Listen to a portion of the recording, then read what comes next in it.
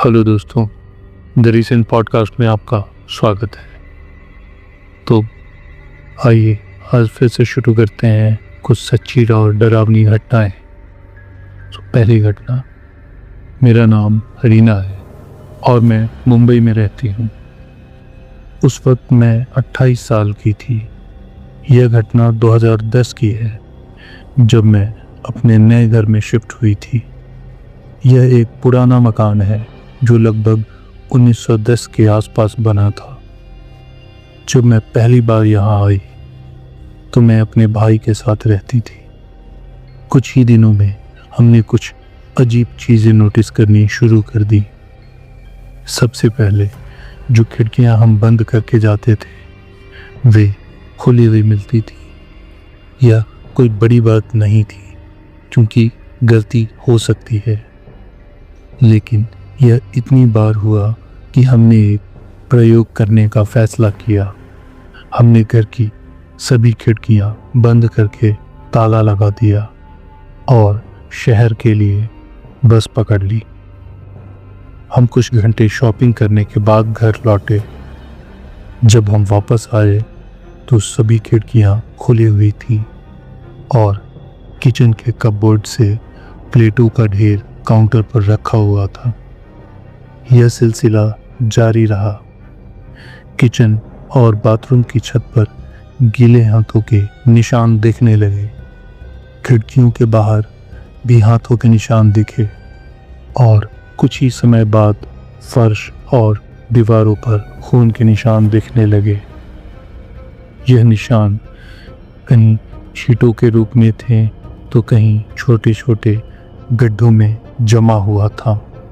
एक बार की बात है कि मेरे भाई के पार्टनर के ट्रेन टिकट जो उसके वॉलेट में था, लिविंग रूम के फर्श पर खून के एक छोटे से गड्ढे में मिला। हम इसका कोई जवाब नहीं ढूंढ पा रहे थे। हमारे एक दोस्त जो रॉयल विक्टोरिया इन्फर्मरी में नर्स था ने इसे तरल पदार्थ का सैंपल लिया और पुष्टि की कि यह इंसानी खून था और इसका ब्लड टाइप ए था। एक बार जब मैं और मेरा भाई लिविंग रूम में टीवी देख रहे थे तो हमें धुएं की गंध आई। काफ़ी देर बाद हमने पाया कि हमारे डाइनिंग टेबल का निचला हिस्सा जल रहा था। आग नहीं थी, लेकिन लकड़ी धुआं छोड़ रही थी। एक लाल गर्म अंगारा। हमें टेबल को पलटकर गीले तौलिए से ढकना पड़ा। खून के निशान बनना जारी रहा और हमने कुछ चीज़ों को जानबूझकर रखा हुआ पाया जो कि वहाँ रखी नहीं गई थी। बाथरूम के कबर्ड को खोलने पर शैम्पू, कॉस्मेटिक्स आदि के जार और बोतलें इतनी अस्थिर तरीके से रखे होते थे कि छूने भर से वे गिर जाते थे। एक सुबह मैंने देखा कि किचन के कटलरी ड्रॉवर में सभी चाकू फ्रिज में रखे हुए थे। इस बिंदु तक मेरा भाई घर छोड़कर चला गया था और मैंने एक पंडित को बुलाने का फैसला किया। दुर्भाग्य से वह उदासीन लग रहा था और उसने कहा कि वह केवल एक सामान्य आशीर्वाद दे सकता है। लेकिन घटनाएं नहीं रुकी। वास्तव में वे और बढ़ गई। मैंने साइकिक रिसर्च सोसाइटी को ईमेल भेजा, लेकिन कोई जवाब नहीं मिला। आखिरकार मेरी माँ, जो बहुत धार्मिक महिला है, उन्होंने मुझे एक पादरी के बारे में बताया जो इस तरह की चीज़ों से निपटने के लिए जाने जाते थे। मैंने उनसे संपर्क किया और मज़े की बात यह है कि जब वह आए तो मैंने उन्हें पहचान लिया। वह मेरी बेटी के दोस्त को बैप्टिज़्म कराने वाले पादरी थे और मेरे स्कूल में भी हिस्ट्री पढ़ाते थे। उन्होंने मुझे आश्वासन दिया कि जो कुछ भी हो रहा है वो ख़तरनाक नहीं है और मुझे कोई नुकसान नहीं होगा। उन्होंने हर कमरे में पवित्र जल छिड़का। जैसा कि आप कल्पना कर सकते हैं, फिर उन्होंने मेरा हाथ पकड़ा और एक प्रार्थना गाई जो शायद उन्होंने खुद बनाई थी। जाने से पहले उन्होंने किचन के दरवाजे के ऊपर एक लेमिनेटेड पेपर चिपका दिया जिस पर कुछ अक्षर और नंबर लिखे थे। मुझे नहीं पता कि उनका क्या मतलब है। उन्होंने मुझसे कोई रुपए नहीं लिए। हमने हाथ मिलाया और वो चले गए। उस दिन के बाद से कोई भी घटना नहीं हुई है। हाँ, यह कहानी बहुत रोमांचक तो नहीं है, लेकिन यह एक सच्ची घटना है। अगली घटना। मेरा नाम ज़ेना है और मैं चेन्नई में रहती हूँ। उस वक्त मैं सिर्फ 10 साल की थी। यह घटना 2012 की है, जब मैं अपनी मौसी के घर पर अकेली थी। घर में कोई नहीं था और मैं एक कमरे में बैठी हुई थी। अचानक मैंने अपने कान में एक गहरी आवाज़ सुनी। वो आवाज़ चिल्ला रही थी, ज़ेना, यह मेरा असली नाम है। एक और बार मैं तहखाने में थी और सीढ़ियों से ऊपर आ रही थी। जैसे ही मैंने तहखाने के दरवाजे तक पहुंची, जो कि खुला हुआ था, वो अपने आप जोर से बंद हो गया। और इस घटना से मैं बहुत डर गई, क्योंकि मुझे नहीं पता कि मौसी के घर में ऐसा क्या था। दूसरी कहानी उस घर की है जहाँ मैं अभी रहती हूँ। यहाँ कई अनुभव हुए हैं। एक बार मैं बेसमेंट में कपड़े धो रही थी और जैसे ही मैं सीढ़ियों से ऊपर आ रही थी, मैंने पीछे से सीढ़ियों की चरचराहट सुनी, जैसे कोई मेरे पीछे चल रहा हो। जब मैं ऊपर लिविंग रूम में पहुंची तो तहखाने से ऐसी आवाज़ आई जैसे कोई वहाँ चीज़ें फेंक रहा हो और शोर मचा रहा हो। एक और घटना में मैं लिविंग रूम में अपने छोटे बच्चे और बड़े भाई के साथ बैठी थी। मेरा बच्चा खेल रहा था और मैं और मेरा भाई सोफे पर बातें कर रहे थे। अचानक सामने के दरवाजे का एक हैंडल तेजी से घूमने और खटखटाने लगा, जैसे कोई घर में आने की कोशिश कर रहा हो। मैंने दरवाज़ा खोला, लेकिन वहाँ कोई नहीं था। ऐसा ही मेरे बेडरूम के दरवाजे के साथ भी हुआ। रात में दरवाजे का हैंडल घूमता था और जब मैंने घर वालों से पूछा तो सभी ने इनकार कर दिया।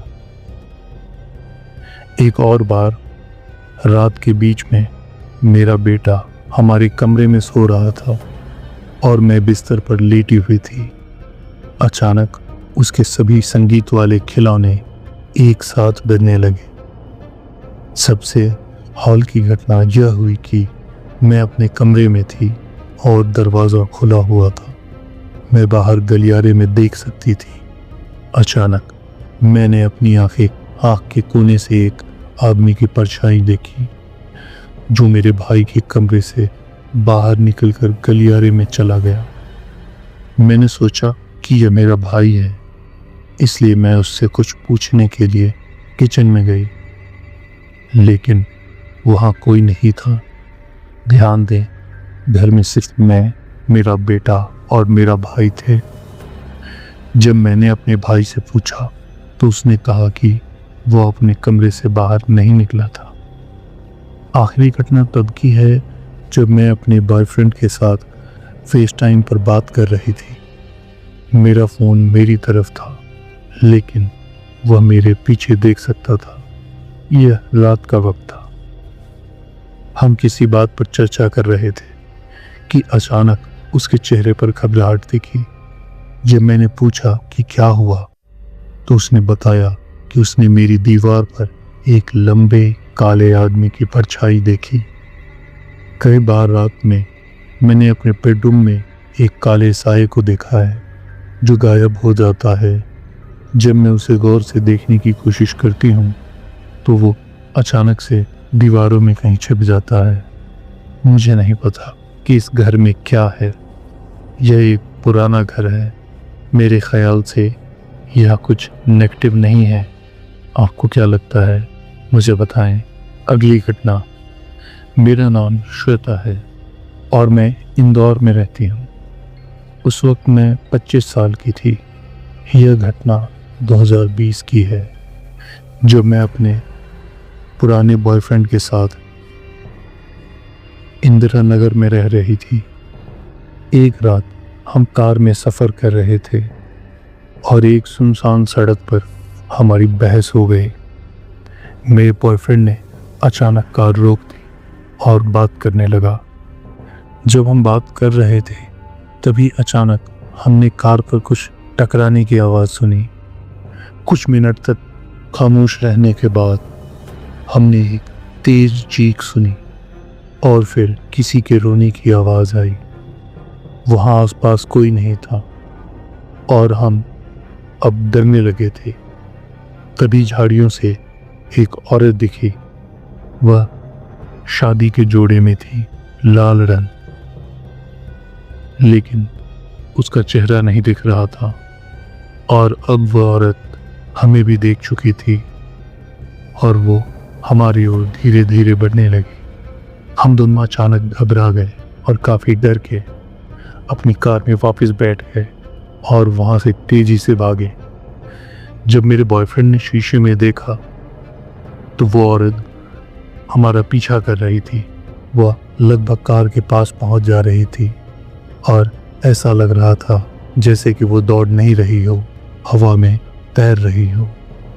लेकिन कुछ ही देर बाद अब वो दिखना बंद हो चुकी थी। दूसरी घटना तब की है जब मेरा बेटा पैदा हुआ था और मैं अभी भी इंदिरा नगर में रह रही थी। मैं अपने नवजात बेटे के साथ घर पर अकेली थी और हम दोनों को कोविड था। उसका पिता दवाई लेने गया हुआ था। जब मैं अकेली थी तो मेरा बेटा सो रहा था और मैं फ़ोन पर स्क्रॉल कर रही थी। उधर में एक बेसमेंट था और अचानक मुझे लगा कि कोई बेसमेंट की सीढ़ियों पर ऊपर नीचे दौड़ रहा है। यह आवाज़ लगातार आ रही थी। जैसे ही डोरबेल बजी और मेरे हस्बैंड घर के अंदर आए, यह आवाज़ अचानक से बंद हो गई और सीढ़ियों की आवाज़ कर कर धीरे धीरे करते हुए कोई वापस बेसमेंट में उतर गया। अब मुझे बहुत डर लगता है अपने बेसमेंट में जाने से। तीसरी कहानी मेरे हस्बैंड के घर की है। यह हमारी पहली सालगिरह थी और मैं उन्हें सरप्राइज़ देने के लिए उनके घर पहुंच गई।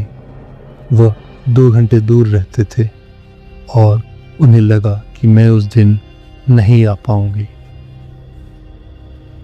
इसलिए वे काम पर गए हुए थे और मेरी योजना थी कि मैं उनके काम से लौटने से पहले पहुंच जाऊं, जो मैंने कर दिखाया। मैं यह बताना चाहती हूं कि उन्होंने मुझे बताया था कि उन्हें लगता है कि उनका घर एक आत्मा से प्रभावित है, जिसे वह टोबी कहते हैं। उसके साथ ही उन्होंने बताया कि उनके टोबी के साथ काफ़ी ज़्यादा एक्सपीरियंसेस हैं।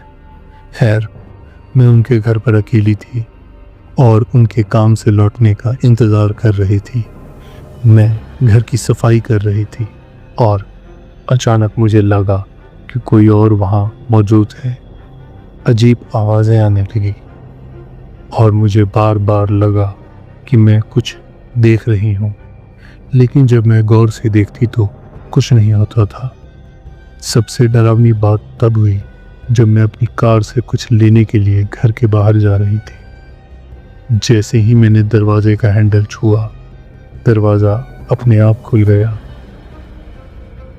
उनके पड़ोसियों को लगा होगा कि मैं पागल हूँ, क्योंकि मैं डर के मारे कई बार घर से बाहर भागी और फिर वापस अंदर आ गई।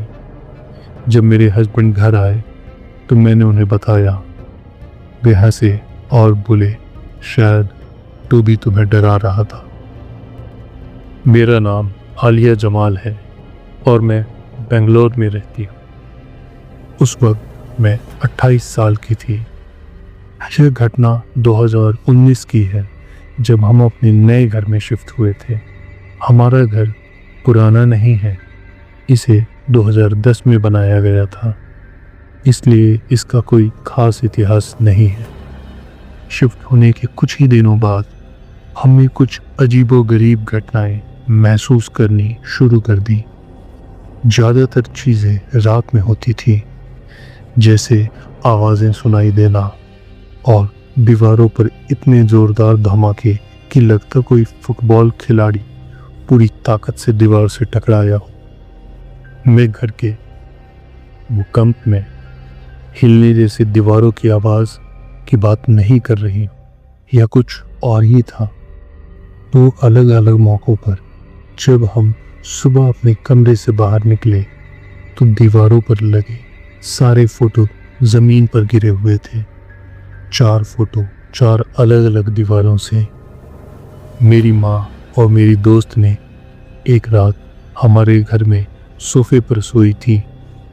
दोनों ने कहा कि पूरी रात कोई घर में घूम रहा था और उनकी नींद खुल गई।